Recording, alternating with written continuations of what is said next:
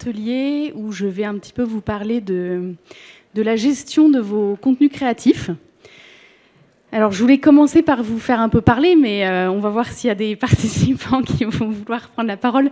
Non, je voulais un petit peu savoir aujourd'hui ce qui vous prenez le plus de temps, on va dire, dans la gestion des contenus. Alors, est-ce que ça peut être, je ne sais pas, d'échanger pour faire des commentaires et attendre la validation de certains managers? Est-ce que ça va être de planifier vos campagnes?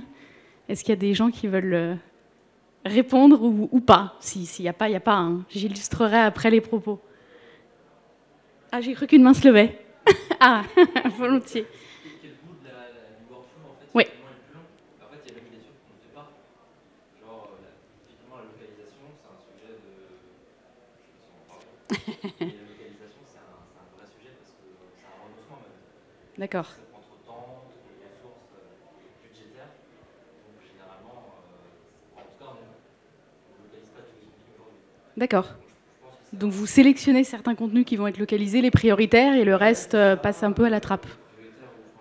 Oui. Je ne sais pas comment c'est priorisé, mais oui, tout n'est pas traduit, tout n'est pas adapté, tout n'est pas localisé. Une campagne de pub aujourd'hui Coca, elle n'a pas forcément été adaptée dans sa localisation par rapport à l'endroit où elle est lancée. Ok. Oui. Donc vous, c'est plus la partie, une fois que le contenu est créé, pour générer les déclinaisons en fait locales. Ok. Et en phase amont, tout se passe bien? Ah.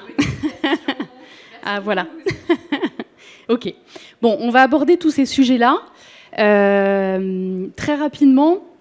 Donc nous, aujourd'hui, ce qu'on a pu constater depuis plusieurs années, c'est qu'effectivement, on demande aux équipes communication et marketing de créer de plus en plus de contenu.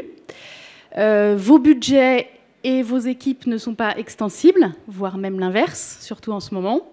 En revanche, vous devez toujours être capable de produire autant pour alimenter les réseaux sociaux, etc.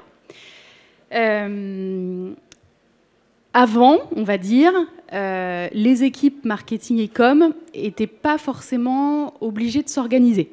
Parce qu'on a pas mal de profils un petit peu créatifs, que du coup, chacun gère un peu dans son coin.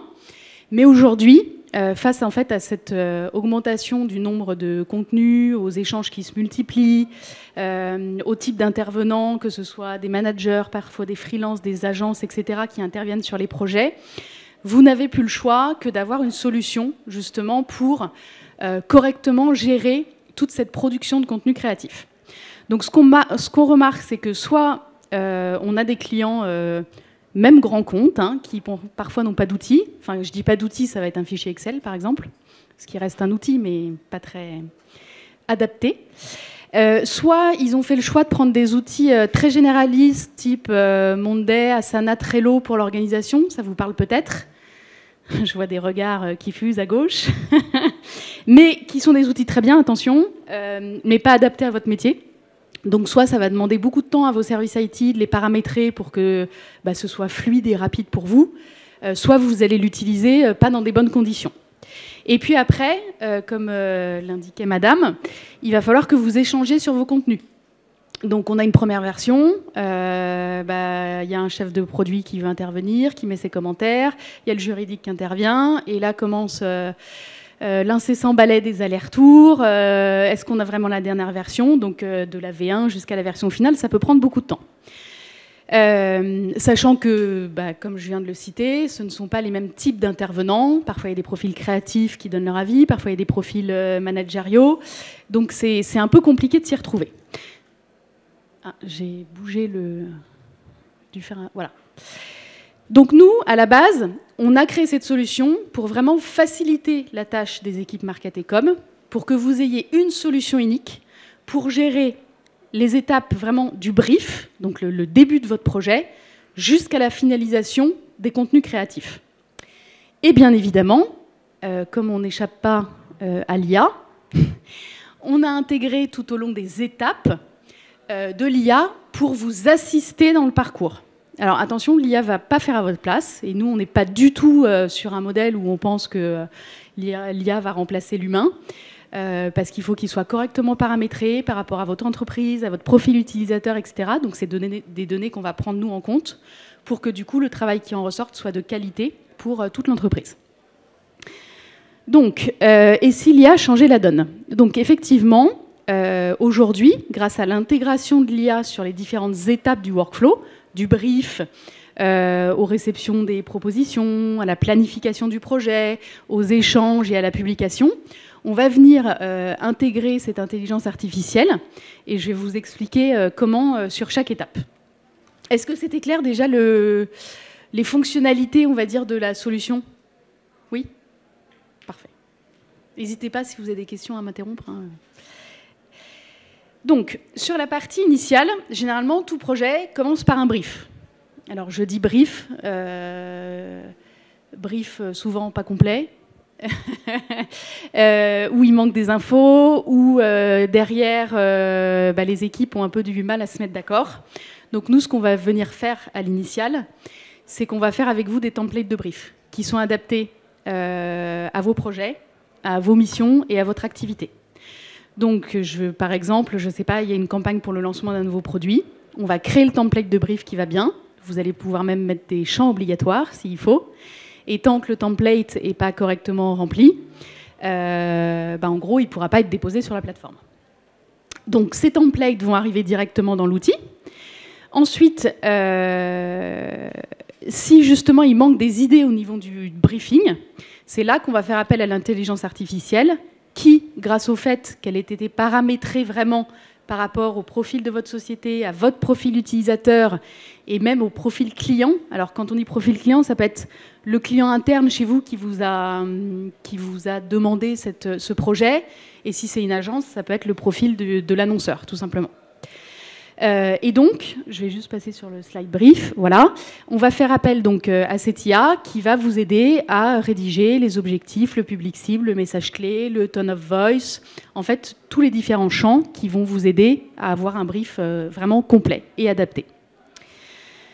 La deuxième étape, ça va être d'organiser votre projet.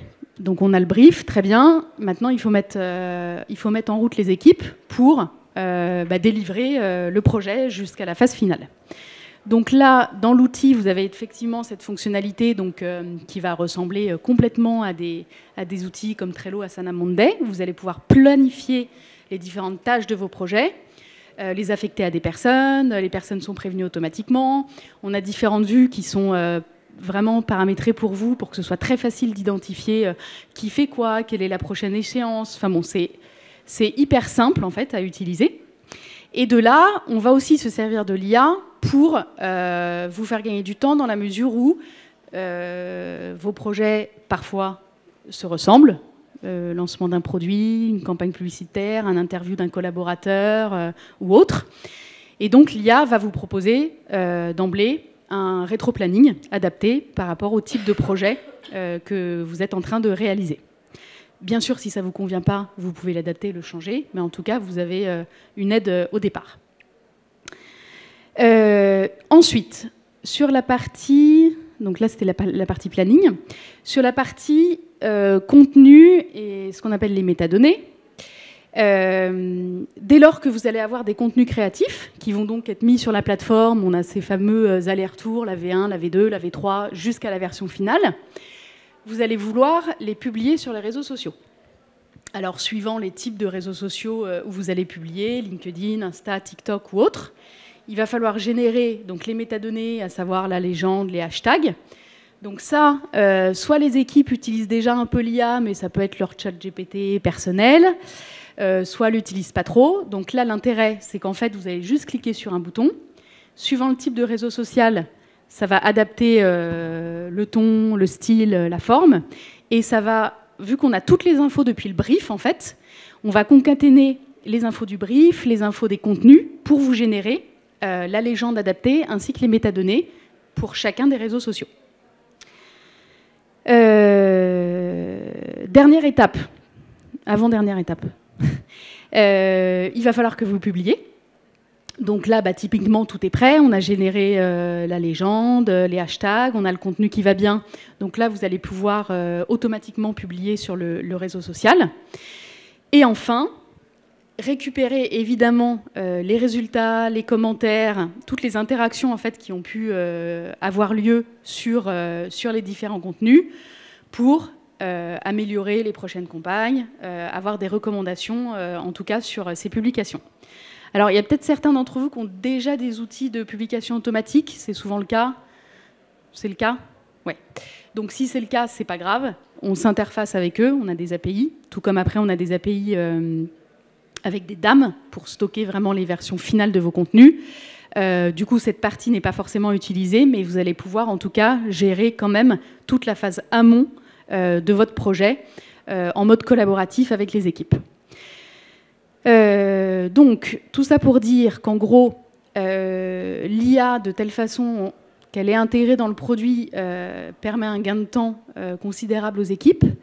Un travail de meilleure qualité, on l'a vu, parce qu'il y a moins d'erreurs. Une meilleure collaboration avec quand même une gestion de droit qui est très personnalisée, parce que suivant que la personne, suivant son profil, qu'il soit interne ou même externe à votre organisation, on va lui créer des droits spécifiques pour qu'il n'ait accès qu'à une certaine partie de l'outil, évidemment.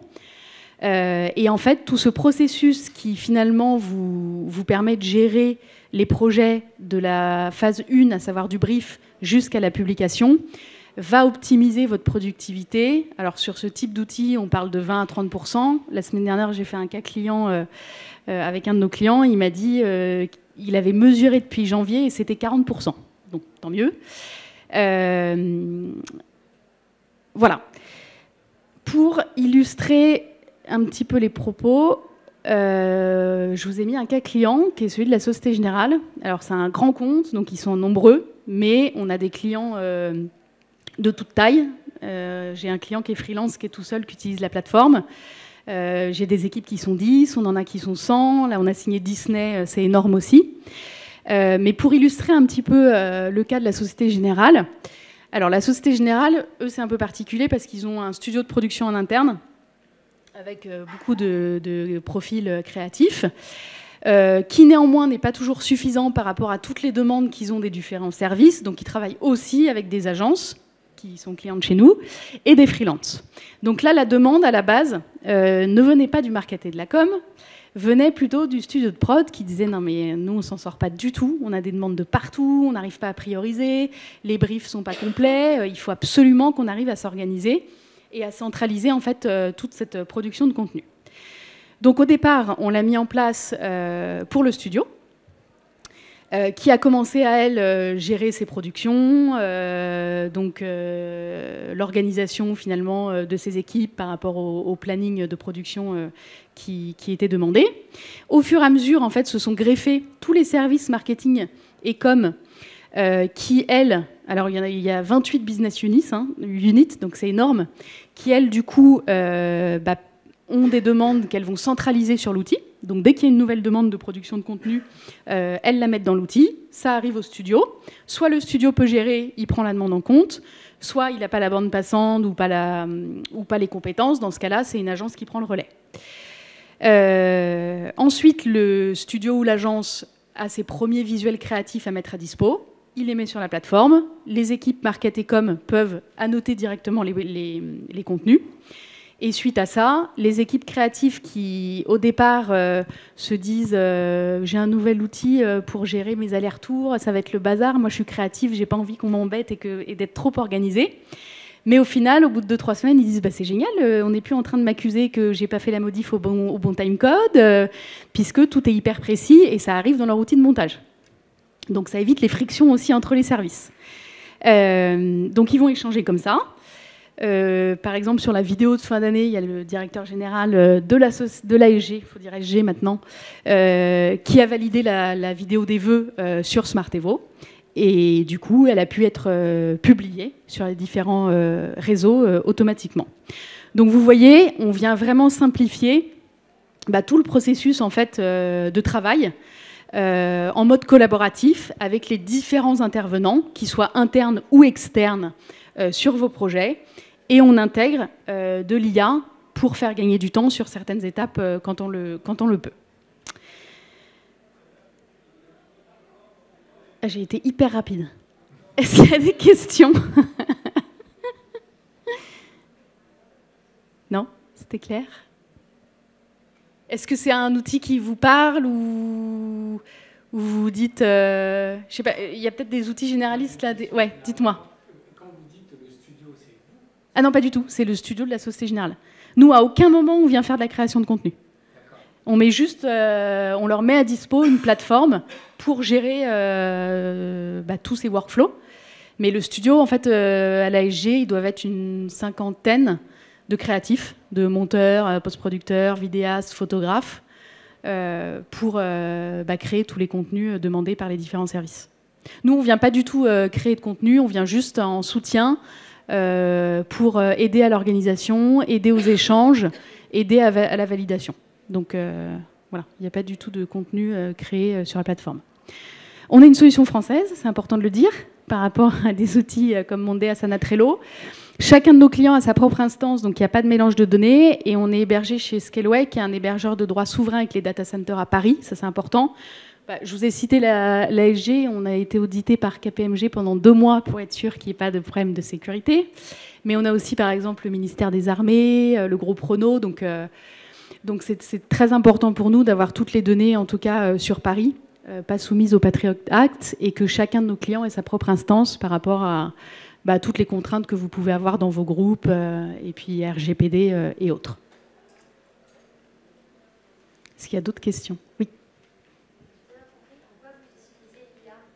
Alors, l'IA, elle est utilisée au niveau du brief. Si vous manquez d'idées, elle va venir compléter les objectifs, le message, le public cible, quel ton vous devez employer.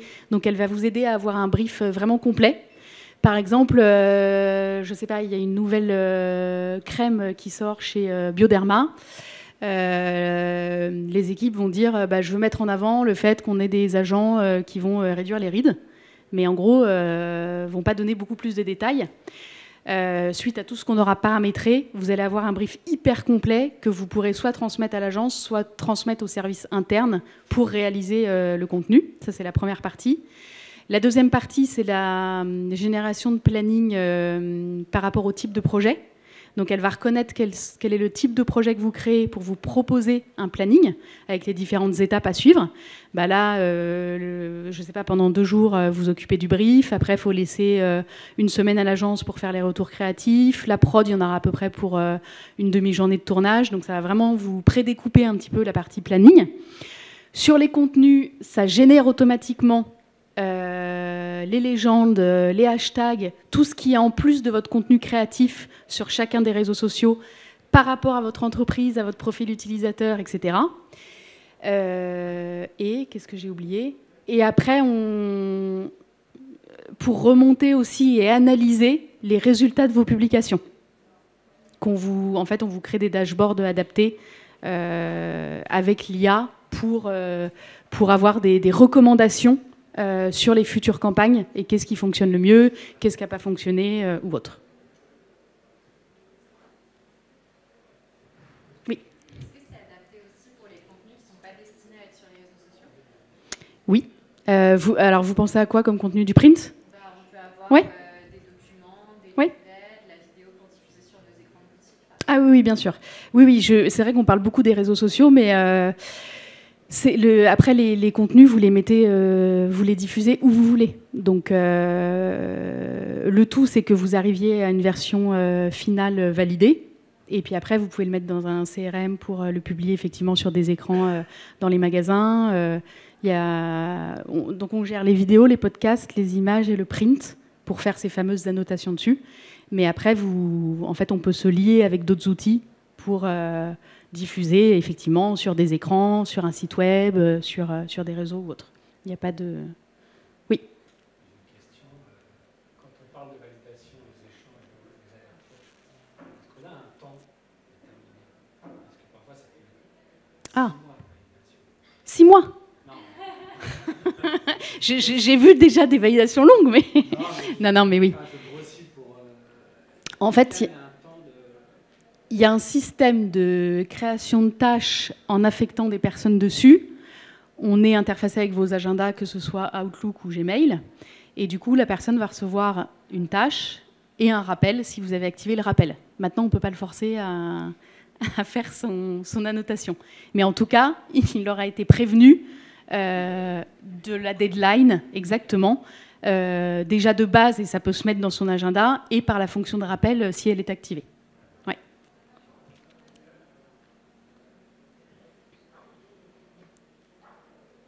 Oui. Les contenus qui sont créés, du coup, mis sur la plateforme peuvent être envoyés à des personnes qui n'ont pas de compte sur la plateforme. Ah, tout à fait, très bonne question, j'ai oublié de le dire, merci.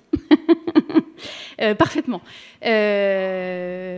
Si vous avez des contenus que vous souhaitez partager à une personne qui n'a pas la licence Smart Evo, c'est possible et c'est gratuit et illimité en plus.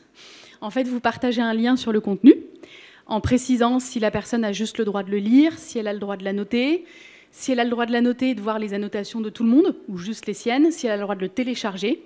Et de là, en fait, elle va recevoir un lien, elle clique dessus, elle arrive sur une page web avec votre lien, elle met ses commentaires, et vous, ça arrive directement, par contre, sur Smart, en disant telle personne, et tous les commentaires vont se mettre en plus des autres. Donc oui, ce système de partage de liens sur les contenus, il est illimité et il ne nécessite pas d'avoir de licence. Effectivement, quand je vous ai dit tout à l'heure, le directeur général de l'ASG a validé sa vidéo de vœux. Il n'a pas de licence Smart Evo, le directeur. Donc on lui a partagé un lien, il a juste visionné, il a regardé, il a dit ok c'est bon, je valide, et c'est arrivé dans l'outil pour donner l'indication. Mais non, lui il n'a pas de compte. Donc oui, tout à fait, il y a un système de partage de liens.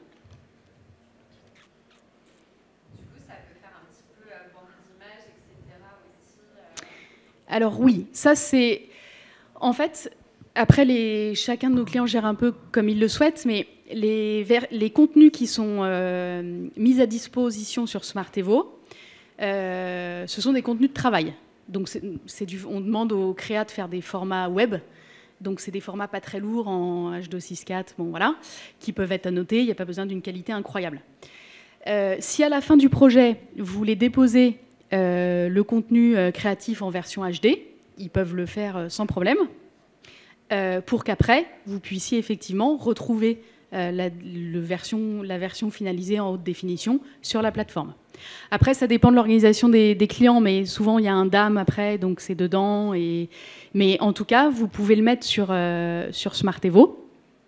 Et l'idée, effectivement, c'est qu'on n'a pas seulement besoin de retrouver parfois tous les contenus définitifs. C'est bien de retrouver un projet, voir qui l'a géré, comment ça a été fait, combien de temps ça nous a pris.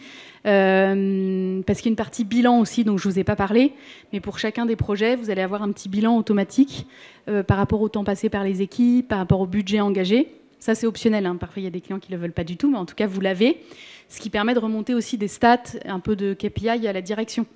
À un moment donné, moi, j'ai beaucoup d'équipes qui sont vraiment débordées et qui n'en peuvent plus.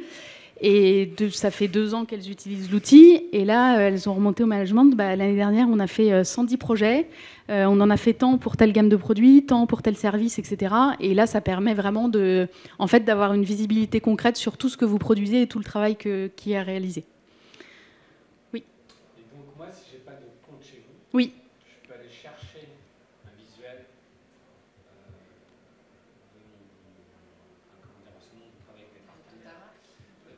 de la marque dans cette banque de données téléchargée en HD. Je peux aller chercher une affiche. Non. Ça, on peut pas. Non. Si vous voulez accéder vraiment... Je peux recevoir le lien. Oui. Mais je ne peux pas aller voir, aller chercher... Non, il faut un compte. En mai, il y avait une offre, quelque chose, je ne peux pas aller la télécharger. Non, il vous faut un compte, rien que par rapport au sujet de sécurité, RGPD, etc. On ne peut pas vous laisser accéder en fait, à une banque d'images sans avoir identifié qui a fait quoi. Donc les liens, c'est uniquement mettre des commentaires et valider et visionner ou télécharger. Mais vous ne pouvez pas avoir accès à un ensemble d'informations sans avoir été connecté et qu'on ait identifié le profil utilisateur. On n'aurait pas le droit. Oui. Est-ce qu'il y a une interface client versus interface studio? Oui. En fait, on peut paramétrer, là on est en plus en train de le faire grandement évoluer, pour que vous n'ayez que l'information qui vous intéresse par rapport aux droits qu'on a configurés. Donc, quelqu'un qui est au studio, s'il n'a pas du tout besoin de voir une certaine partie de l'application, on va la cacher et il n'aura pas accès. C'est cloisonné. Aujourd'hui, il y a certains champs en fait, qui restaient encore visibles, même si on n'avait pas accès. On disait vous n'avez pas accès, mais là on est en train de finaliser pour que vraiment vous ne voyez que les modules qui vous sont utiles en fait.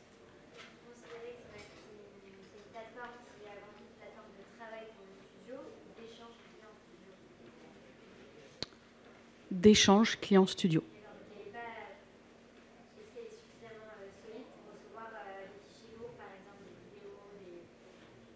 Alors, oui. Ah oui, oui, bien sûr. Oui, oui, c'est tout le but de la partie contenu. C'est que vous ayez toutes vos différentes versions de contenu, de la V1 jusqu'à la version finale. Non, c'est pas un DAM, c'est pas une plateforme d'archivage. Non, non. Merci. Oui. Parce que je m'attendais un peu peut-être un peu plus moi à la partie optimisation dans le sens scorecard, possibilité de, on va dire, noter ses contenus dans le sens où on met, je sais pas, une vidéo, une information, un podcast. Ça va venir qualifier le contenu dans le sens, voilà, pas fidèle à la direction artistique, pas fidèle à une voice par exemple, pas fidèle. Non. N'utilise pas suffisamment le SEO. Non, par contre, c'est une très bonne idée que je vais garder. Non, non, mais oui, oui, ça se fait déjà. C'est des choses qui sont intéressantes, je trouve.